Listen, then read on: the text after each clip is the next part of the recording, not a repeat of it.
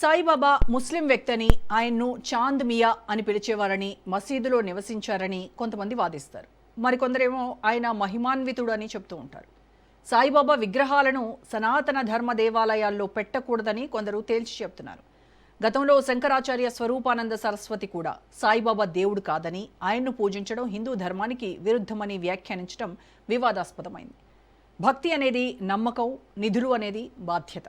భక్తుడి సొమ్ము భగవంతుడికి చేరాలి అనేదే అందరి ఆకాంక్ష. ప్రభుత్వ నిర్ణయాలు వివాదాలకు తావివ్వకుండా పారదర్శకంగా సాగాల్సినటువంటి అవసరం ఉంది.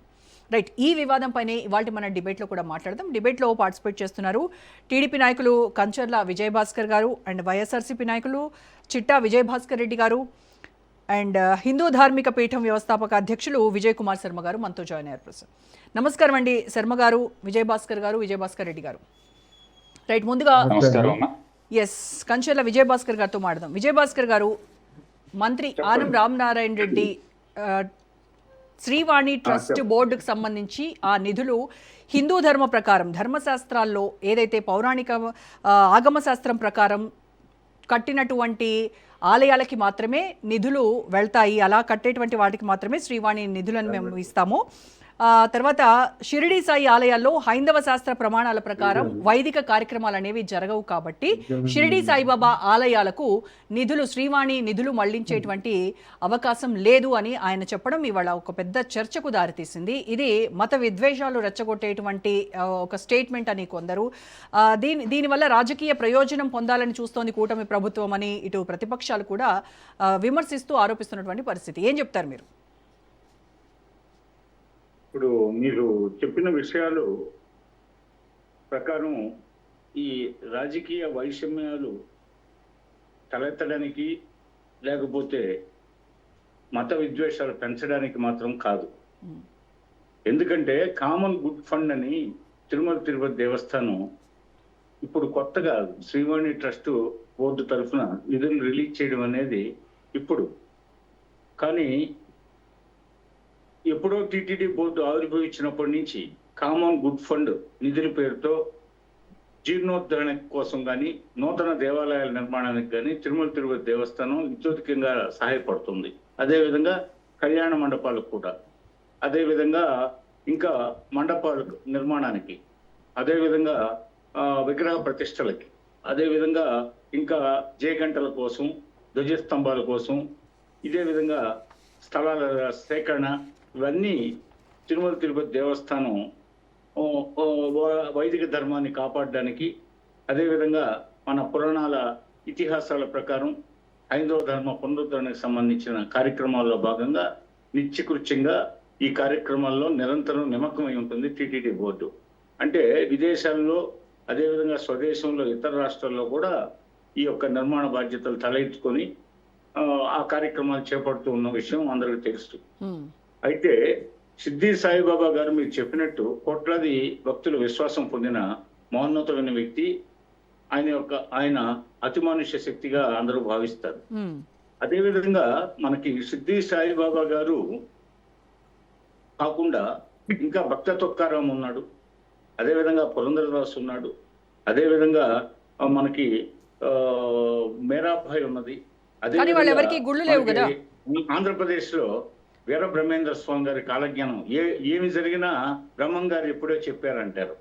మనకి ఏ యొక్క మొన్న కరోనా వచ్చినప్పుడు బ్రహ్మం గారు ఎప్పుడో చెప్పారు అన్నారు. అదే విధంగా ఇనప గుళ్ళు పైకి తేలుతాయి, ఇనప గుళ్ళు ఆకాశంలో విహరిస్తాయని చెప్పారు. అంటే విమానాలు, అంటే ఇవన్నీ విమానాలు, ఇవన్నీ సిద్ధి సాయిబాబా ఏనాడు మన వీరబ్రహ్మేంద్ర స్వామి ఎప్పుడో చెప్పాడని చెప్పేసి జనంలో ఉన్నటువంటి అభిప్రాయం.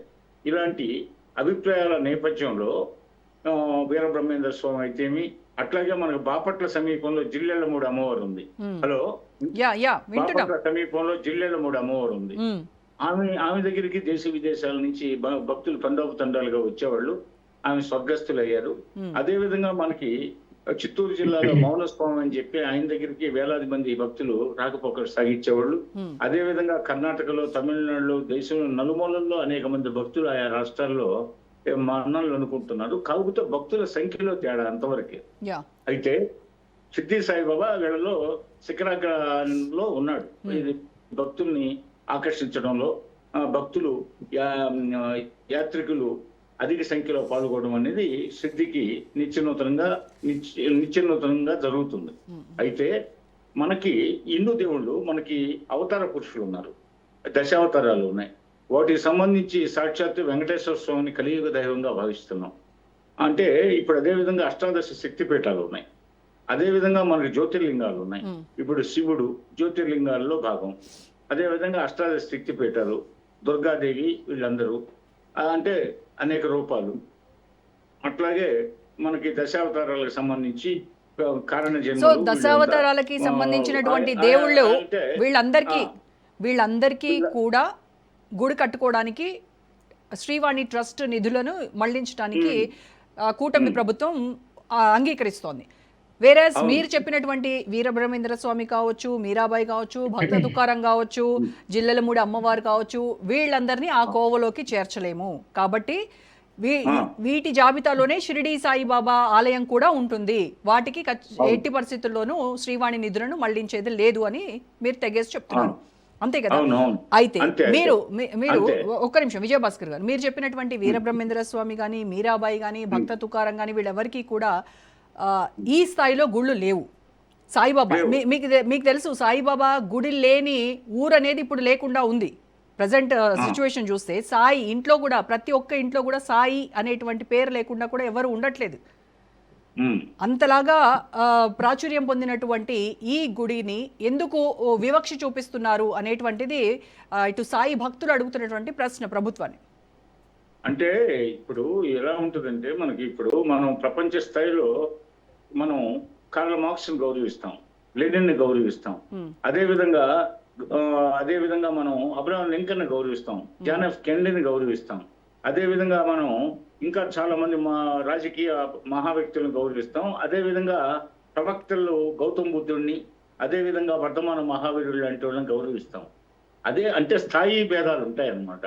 వీళ్ళు కారణ జన్మలు అని చెప్పేసి, పోతే పురాణ పురుషులు అని చెప్పేసి, పోతే వీళ్ళు అనేక మహిమాన్విత శక్తులు కలిగిన వాళ్ళు అని చెప్పేసి, వీళ్ళు ధర్మ సంస్థాపనార్థ సంభవం యుగ యుగ అన్నట్లుగా వీళ్ళు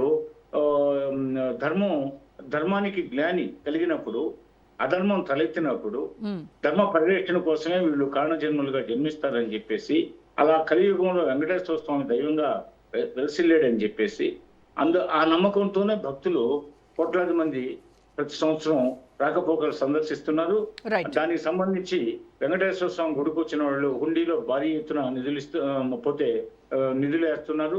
అదేవిధంగా అన్నదాన ట్రస్ట్ కి విరాళాలు ఇస్తున్నారు, అదేవిధంగా కాటేజీల నిర్మాణానికి విరాళాలు ఇస్తున్నారు, అదేవిధంగా ప్రసాదాలకి వీటన్నిటికీ పూర్తి విరాళాలు ఇస్తున్న సందర్భంలో ఆ యొక్క హిందూ కలియుగ దైవంగా భావించే వెంకటేశ్వర స్వామికి వచ్చే ఆదాయాన్ని ఆ హిందూ మతానికి సంబంధించిన విశ్వాసాల ప్రకారం, ఆ కారణ జన్మలకు సంబంధించి, ఆ శక్తిపీఠాలకు సంబంధించి, ఆ జ్యోతిర్లింగాలకు సంబంధించి, ఆ వైష్ణవ సంప్రదాయాలకు సంబంధించి, శైవ సంప్రదాయాలకు సంబంధించి, శక్తి సంబంధించినటువంటి ఈ స్త్రీ దేవతలకు సంబంధించి మాత్రమే వాటిని మనం హిందూ పురాణాల ప్రకారం మనం వాటిని నెలకొల్పాలనే సత్సంకల్పం తప్పితే సత్యసాయి బాబా గారిని ఇక్కడ కించపరచడం, పోతే వివక్ష చూపడం అనేది కూటమి ప్రభుత్వానికి లేదు. పట్ల మాకు అత్యంత గౌరవం ఉంది. కాకుంటే ఏంటంటే, అలా అయితే వీరబ్రహ్మేంద్ర స్వామి వారు కూడా చాలా ప్రాచుర్యం పొందినటువంటి అతిమానుష శక్తిగా భావిస్తాము. రైట్ విజయభాస్కర్ గారు, మళ్ళీ మాట్లాడతాను మీతో.